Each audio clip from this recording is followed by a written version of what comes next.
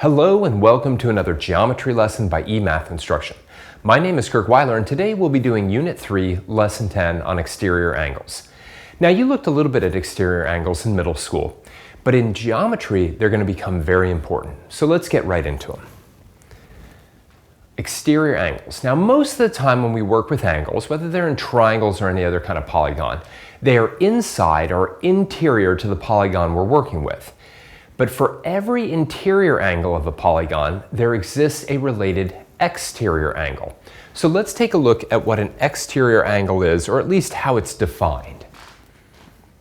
An exterior angle is an angle created by a side of a polygon and a line extended from an adjacent side.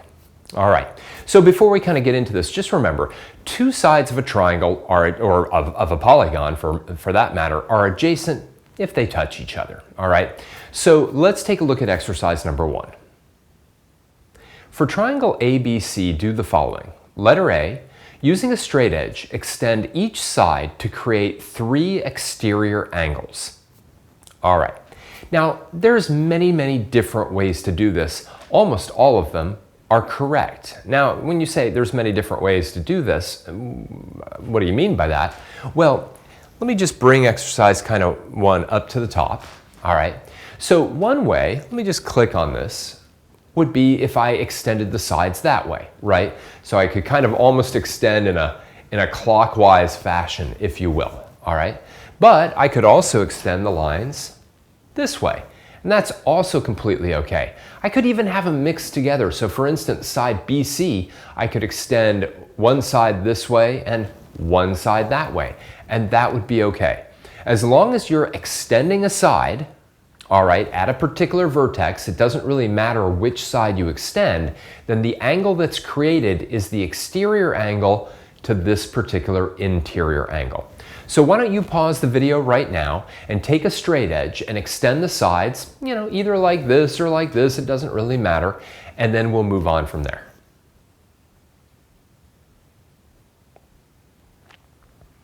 All right, let's take a look at letter B. This one should be easy. What is the relationship between each exterior angle and its adjacent interior angle? Now remember, two angles are adjacent to one another if they share a ray and they don't overlap. So in other words, this particular exterior angle at vertex C is then adjacent to angle C, or better yet now angle ACB, that 80-degree angle. This particular exterior angle is adjacent to that 60-degree angle, and this particular one is adjacent to that 40-degree angle. So what is the relationship between every exterior angle and its adjacent interior angle? Pause the video now and write down an answer.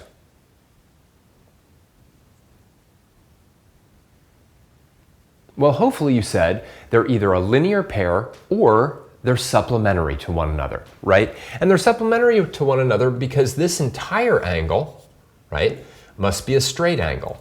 And this entire angle must be a straight angle. And that entire angle must be a straight angle. So they are supplementary, right? And just to make sure we got that, you know, their measures add to 180 degrees, right? And that's absolutely the key to every exterior angle. Every exterior angle is simply supplementary to the interior angle that's adjacent to it. All right, let's keep going. Now, letter C. Using B, write the measure of each exterior angle on the diagram, right? And this is easy, right? If we want the exterior angle, let's say right here, obviously, all I have to do is take 180 degrees, subtract 80 degrees, and I'll get that exterior angle of 100 degrees, right? That's easy. If the two angles are supplementary, then all I have to do is subtract one from 180 degrees to find the measure of the other one. So pause the video now and figure out the measures of all three, I guess maybe of the other two, and then label them on the diagram. All right, simple enough. Let me just show the subtraction up here so that we have it, right? We have 180 degrees minus 60 degrees. That gives me 120 degrees, and then I have 180 degrees minus 40 degrees, and that gives me 140 degrees, and we can just have them kind of all pop in there. All right? So now what we've got, right, is we've got the measures of every exterior angle, and that's simple, right? It's so simple that it's kind of like, why even spend any time on this? Well, exterior angles are remarkably important in geometry, all right? Let's get into what are called remote interior angles now in exercise number 2. For a given exterior angle, the two interior angles that are not adjacent to it are called its remote interior angles.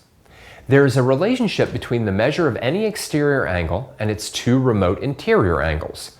What do your results in exercise number 1 suggest that the pattern is? Illustrate. So again, let me just be very clear, right? This idea of remote interior angles is kind of a new one, okay? So the plain fact is, if I look at any given exterior angle, like 100 degrees, there are obviously 3 interior angles. One of them is adjacent to the 100-degree angle, and the other 2 aren't. The other 2 are these things that we are going to call remote interior angles, all right? So in other words, what I want you to do is think about what the relationship is between the size of this angle and its 2 remote interior angles. And then likewise the size of this angle and its 2 remote interiors, and the side of that angle and its 2 remote interiors. Pause the video now and see if you can see what the relationship is and if you can illustrate it.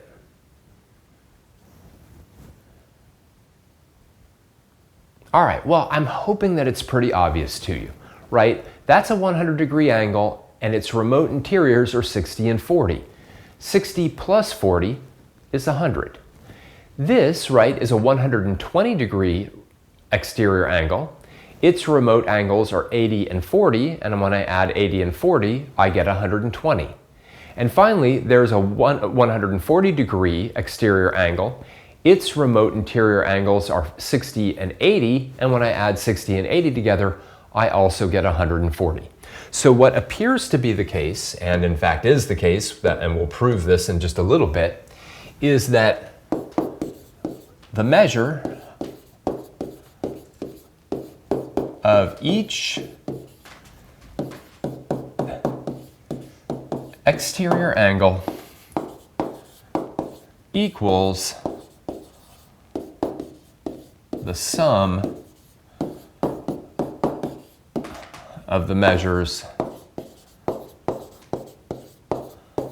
of its remote interior angles. Whoops. All right, and again, we can illustrate that, right? 100 degrees is equal to 60 degrees plus 40 degrees, right? Likewise, 120 degrees is equal to 80 degrees plus 40 degrees. Sorry, just trying to shift here a little bit. And what was our last one? 140 degrees is equal to 60 degrees plus 80 degrees. All right, there we have it, right? And it may be obvious to you why each exterior angle is the sum of its 2 remote interior angles, but we should go ahead and prove it. So this is a famous theorem. It's called the exterior angle theorem, part 1, which means there's going to be a part 2. So exterior angles are surprisingly important in geometry, especially when it comes to proving other important properties. We will see them arise time and again in this course. The following theorem about them is critical to learn, but it's what we just saw. The exterior angle theorem, part 1. The measure of any exterior angle of a triangle will always be equal to the sum of the measures of its 2 remote interior angles. All right, so exactly what we just saw. If I want to know the measure of any exterior angle of a triangle, right, so this doesn't apply to a quadrilateral or a pentagon or anything like that, but if I want to know the measure of any exterior angle of a triangle, I can always just add the measures of the two remote interior angles. Let's take a look at exercise 3, where we're going to go ahead and prove this. In triangle ABC shown below, AB has been extended through point B to point D. Letter A, hand sketch an auxiliary line through B that is parallel to AC. In other words, I'd like you to hand sketch, obviously don't have to do this perfectly, but through point B, I'd like you to somehow sketch a line that is parallel, or as close as possible is parallel to side AC. Pause the video now and go ahead and put in that auxiliary line. All right, well, I kind of already have it all kind of mocked up there. There it is, and mine is absolutely parallel because I made sure of that. Now let's take a look at letter B. Label an angle on the diagram that is congruent to angle 1. Why are they congruent? All right, in other words, right, here's angle 1. Somewhere over here, there is another angle that has the same measure as angle 1. Why don't you go ahead and mark it, and go ahead and label it angle 1 as well, since they have the same measures, and then if you can, explain why they're congruent.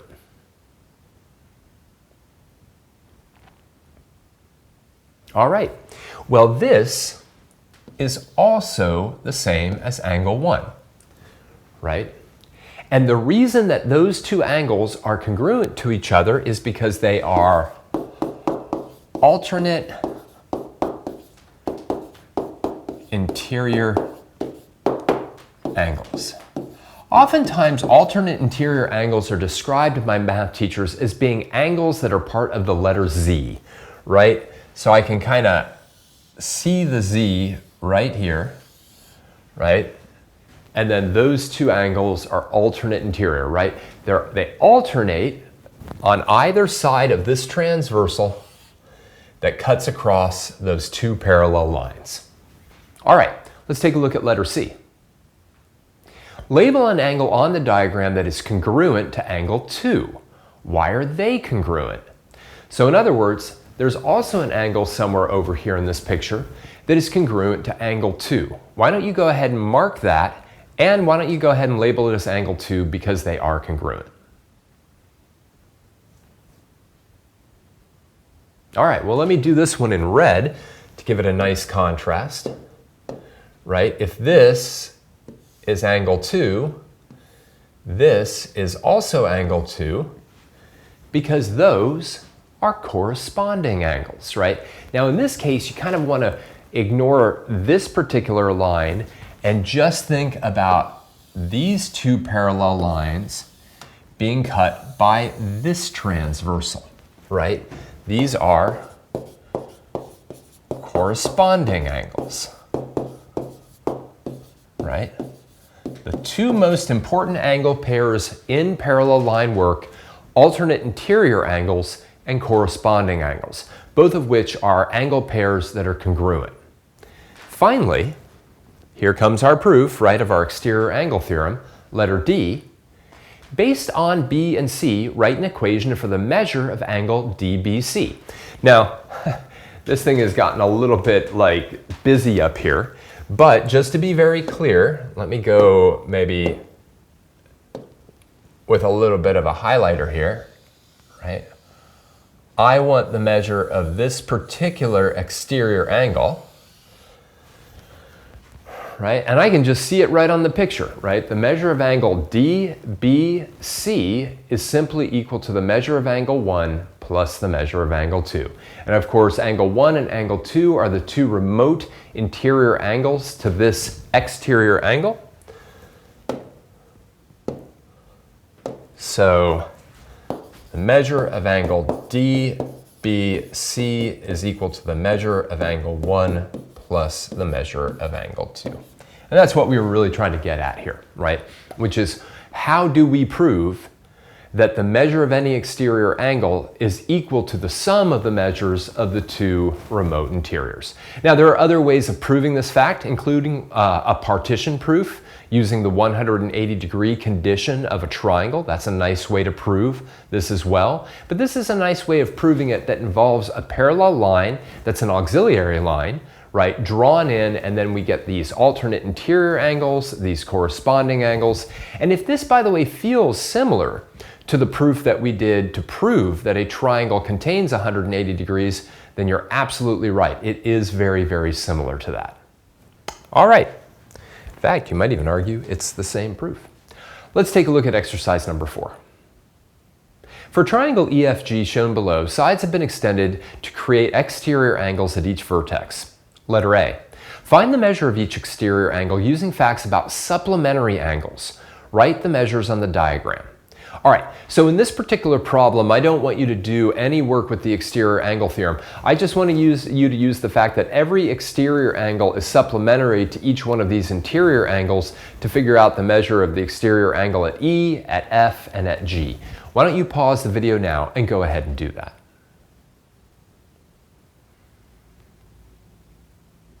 Now again, this is easy enough. I'm not going to even show this work. It's literally 180 minus 46, 180 minus 100, and 180 minus 34. So if we do all of that, we get those angles at 134, 80, that's an easy one, and 146. Okay? Letter B. Verify the exterior angle theorem. Show your calculations below. Okay, so here we want to kind of, again, get a sense for it. And what I mean by that is literally, if I take these two particular angles, let's say the 46 and the 34, and I do 46 degrees plus 34 degrees, I get 80 degrees, right? And there it is, right? There's my exterior angle theorem. If I add these two particular remote interior angles, that's then equal to this particular exterior angle. So what I'd like you to do is pause the video now and do that same verification for this particular exterior angle and that particular exterior angle.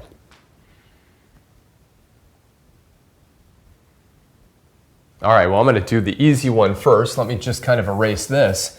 If I add the 46 and the 100, that's really simple. 100 degrees plus 46 degrees is 146 degrees. And there it is, right? There's that exterior angle. And then finally, hello, right? What have I not added yet? Oh, this will also be easy. If I add this 100 and this 34, that 100-degree angle makes it very simple. Then I get 134 degrees, and that also verifies that exterior angle theorem. All right, it's a very easy theorem, very easy theorem. I remember when I first learned it, I was kind of like, why would I ever need this given the fact that if I wanted to figure out an exterior angle, I'd just do 180 and I'd subtract one of those. And that's fair, okay? But there are many reasons why we need this theorem, and we're going to see them as this course goes on. Now, we need to kind of segue into the second part of the theorem, and we're going to make an observation in C really quickly. How does the measure of any exterior angle compare to any one of its interior angles in terms of size? Why must this be true? Okay, so let's talk about this a little bit. What I'm saying is, if you picked an exterior angle like, I don't know, even the 80, that's a good one to start with, and you compare it to the 46 and the 34, what's true about the 80 compared in size to either one of these? We know it's equal to the sum of those two. That's not what I'm looking for again. I'm just saying in terms of size, what can you say about the 80 compared to the 46 and the 34? What can you say about the 134 compared to the 100 and the 34? And what can you say about the 146 compared to the 100 and the 46? Pause the video now and see what you can write down.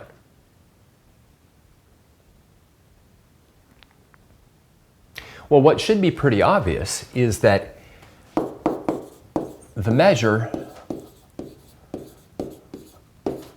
of any exterior angle must be greater than the measure of either of its remote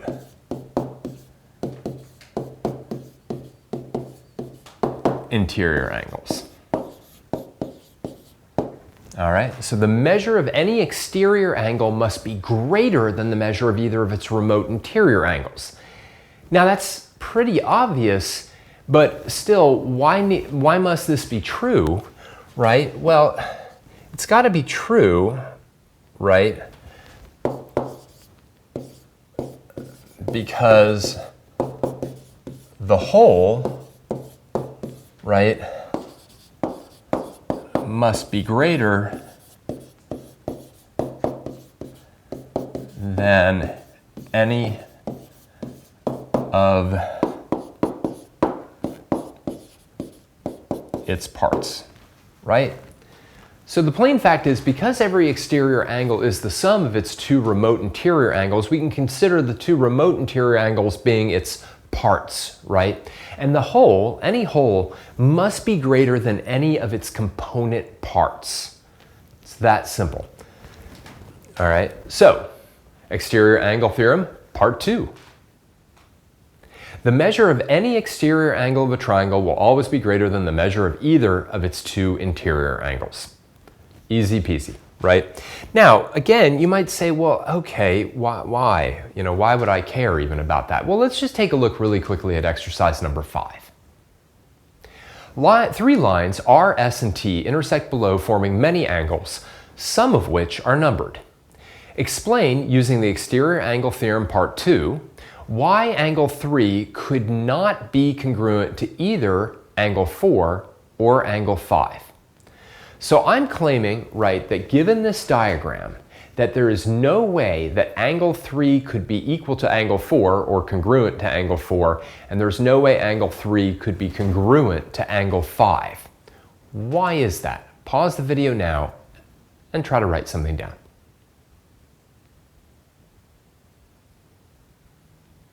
All right, well, it's pretty simple, right? If I look at angle 4, if I literally just try to mentally block all of this out, right, and I just look at angle 4.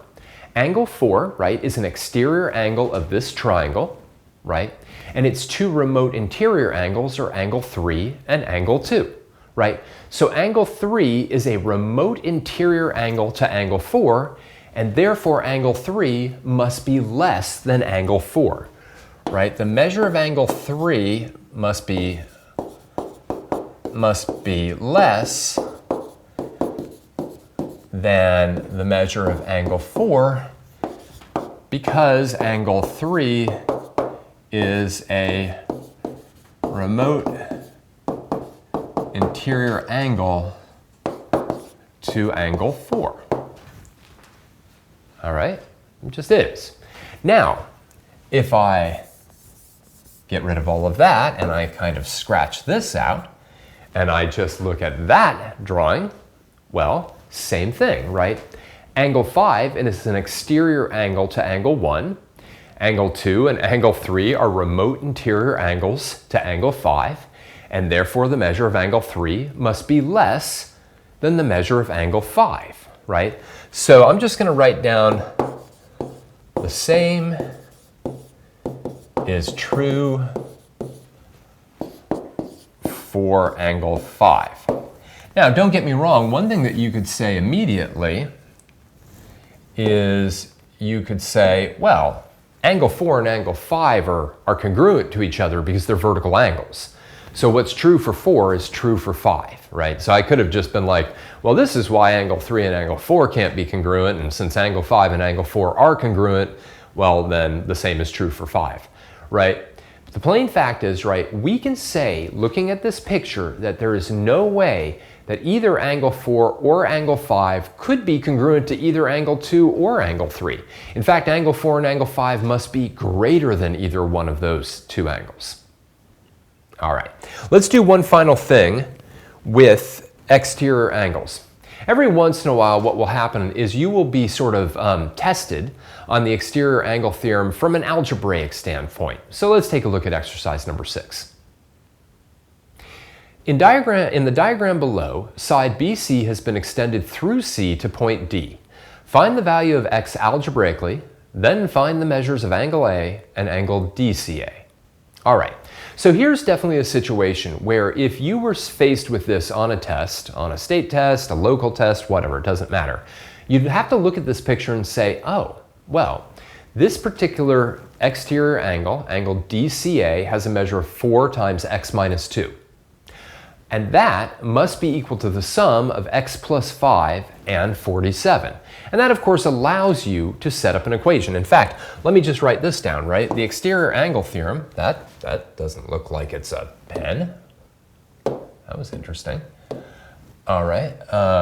So what I can say based on the exterior angle theorem is that the measure of angle DCA must be equal to the measure of angle A plus the measure of angle B, right? A and B, and I can use those in this context, right? Angle A and angle B are the two remote interior angles to angle DCA. So using that, I'd like you to set up an equation, solve for x, then use the value of x to go back and figure out what the measures of angle A and angle DCA are.